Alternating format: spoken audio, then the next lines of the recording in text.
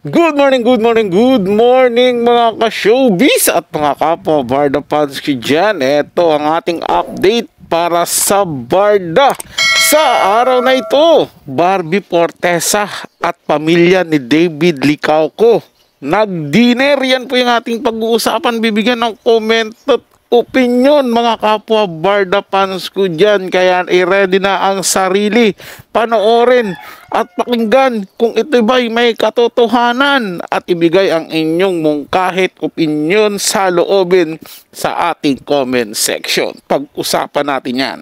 Kaya naman kung hindi ka pa nakapag-subscribe dito sa ating channel, ano pang hinihintay mo? Mag-subscribe na at i-hit ang notification bell para laging mauna ka sa mga bagong balitang showbiz. Panoorin at pakinggan ang buong detalye at ikaw na ang humusga. Mr. David Licauco's parents, is it true na may pag-invite kay Miss Barbie Forteza? Ito na nga, no, dahil pinagkakaguluhan na trending po ito sa social media ngayon dahil sa tagal-tagal na parang na-miss ng mga netizen itong si Mr. David Licauco at Barbie Forteza. So sa isa pong Facebook o dito po sa TikTok post na kung saan na mataan di umano itong si Mr. David Licauco na may kasamang girl kasama ng kanya pong parents. Sabi po ng comments, panindigan na natin to, Mi, siya talaga, Mi. Sabi niya, thanks, Mi. Sister ni Dian, hintay lang tayo, sila ganda. Ayan. Sabi na ko na parang siya, okay sige, siya na talaga. Parang dilulo tayong lahat. Happy for them, ha? Sabay-sabay kiligin. Hindi pa siya nagpapagupit. O baka seryosohin ng mga fallen hair. Ayan. So, siya talaga yun. It's Barda Dilulo. Huwag kayong ano dyan, bashers. Kaya naman masyado naman yung fallen hair. Ayan. So, ito pong sinasabi nila na this is an old photos at sinasabi po nila na yung babae ay si Miss Barbie Forteza. Kasi po parang meron po kasing mga IG stories si Miss Barbie na parang ganito rin yung itsura niya. Tapos nakita po dun sa dining na yun na meron pong 4 na plate. Ang isa po is for the mom of Mr. David and the other one is para dun sa daddy niya and yung isang plate naman kay Mr. David Licauco. Tapos meron pang isang available na plate. So dahil dito, iniisip po ng ilang mga Barda fans na it was Miss Barbie Forteza during those times na parang ito po yung pagkakataong inimbitahan ng pamilya ni Mr. David Licauco si Barbie para sa isang dinner. So ito yung tinatawag na meeting the parents ampeg, ano? So pero sabi po ng mga Barda fans, baka daw nagpapakadilulo lang tayong mga Barda, ganyan, kasi ang layo daw ng kuha dun po sa original na ano dito po sa mga photos na lumabas. So well, kung if it is not true, di not true, pero kung totoo yan, mas maganda, 'di ba? At least makikita natin talaga that they are really good together, that they are really good, parang ano sila, hindi sila yung sinasabi ng ilang mga bashers na parang sobrang iniiwasan nila yung isa't isa, 'di ba? Kasi ang dami naglalabasan ngayon eh. Lalo-lalo na po nung nagkaroon po ng parang event ang McDo, yung World Egg Day, 'di ba? Ang dami po ng bash doon kay Barbie kasi parang naghaharutan sila ni Mr. Alden Richards, pero si David nasa isang tabi lang, nasa isang sulok na parang na out of place daw di umano sa kanila. Pero yun nga, naglabasan na rin naman ang ilang mga videos and photos na talagang okay sila, nagingitian sila, parang they're really friends, 'di ba? At maganda yung kanilang relationship as a friend, 'di ba? Yun po naman yung pinaka-better dyan eh. Hindi naman natin sila pwedeng madaliin na porket sila po ay kilala bilang Barda at marami silang supporters. Yung expectation natin, kailangan makikita na natin sa kanila na dapat lagi silang sweet, lagi silang nag-uusap, lagi silang pakilig, 'di ba? Siguro mas ano pa natin, mas matatanggap pa natin na ganyan sila sa umpisa. Tapos ang magiging ending, 'di ba, magiging maganda yung relationship nila, that they are really together and sila yung endgame. Yun yung mga pangarap natin na gusto nating maganap. Pero as of now, huwag tayo masyadong magmadali sa kung ano man yung process, yung proseso na meron po sila ngayon.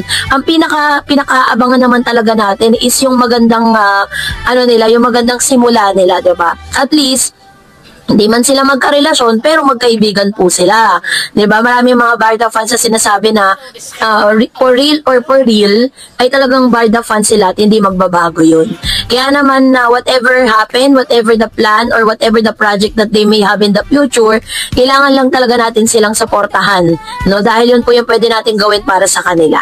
At dahil dyan, sa pangyayari na yan, mga ka-showbiz, mga kapwa Barda fans ko dyan, marami nang nagsulputan na mga issue na kesyo hindi daw si Barbie Fortesa yung kasama nung pamilya ni David at si David doon sa dinner na yon dahil yun daw yung asawa, yung iba naman yung sinasabi yung girlfriend, yun yung ang dami pong kumakalat na ganun mga ka-showbiz. Pero ang tanging makakasagot lang talaga niyan sa katotohanan lang ay sina Barbie Fortesa at David Licauco. Siyempre yung pamilya din ni David na kung saan sila yung nandoon mismo. Pero the mere fact na tahimik sila at wala silang sinasabi patungkol diyan, isa lang po ang sigurado ako, si Barbie Fortesa yan. Bakit kanyo? Kasi hanggang ngayon nga, wala silang inaamin sa publiko kung ano yung tunay na relasyon ni Barbie Fortesa at David Licauco. Hindi po ba? Kung sang-ayon po kayo sa sinasabi ko, ikomento nyo po dyan. Hindi po ba? Kasi kung meron man silang ibang kasama doon, ikukumpirma nila yun, sasabihin nila yun, nag-dinner kami, kasama si ganto, si ganyan. Hindi po ba? At tandaan po natin mga ka-showbiz sina Barbie Fortesa at David Licauco, pamisterious effect yung ginagawa nila. Nagpaparamdaman lang yan sila. Kinukumpirma lang nila yung kanilang saloobin at damdamin sa pamamagitan ng simpleng pagpaparamdam sa mga pinopost nila, sa mga simpleng ginagawa nila, 'di ba, sa mga sa IG, sa mga basta sa mga post nila at minsan sa mga body language nila kapag magkasama sila. Pero wala silang hinahayag na ganito. Kasi nga naman, eto ang tandaan po natin mga kabarda fans ko dyan. Kung eto, ilalabas nila yan sa publiko at sasabihin nag-dinner na si David Licauco at Barbie Fortesa, samut-saring mga issue na naman ang ipupukol dyan kay Barbie Fortesa at kay David. Marami ang magsasabi niyan. Tama ang hinala namin. Si Barbie talaga ang unang nagloko kaya nagkahiwalay sila ni Jack Roberto. Hindi pa nga natatapos yung tinatawag niyo, 'di ba, pag naghihiwalay may mga certain period din na bago ka ulit mag-boyfriend, mag-girlfriend, 'di ba ganon? 'Yun ang iisipin po nila. Kaya sila lumalagay lang po sila sa tamang lugar, sa tamang direksyon dahil ayaw na po nila masyadong komplikahin pa ang mga bagay-bagay. Ngayon, gaya ng sinabi ni Darid dito, itong kinuhaan natin ng video para sa reaction, di ba? Kung hindi totoo, di hindi totoo. Pero kung totoo na si Barbie Fortesa yung kasama, syempre, happy tayo. Dahil, masyado silang malapit sa pamilya.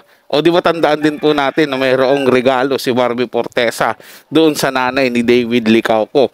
At sabi pa nga ng nanay, never silang nakalimutan ni Barbie at ganun pa rin yung pakikitungo sa kanila. So meaning to say, sanay na sila sa ganyan na magkasama sila, nagdi-dinner sila, kumakain sila.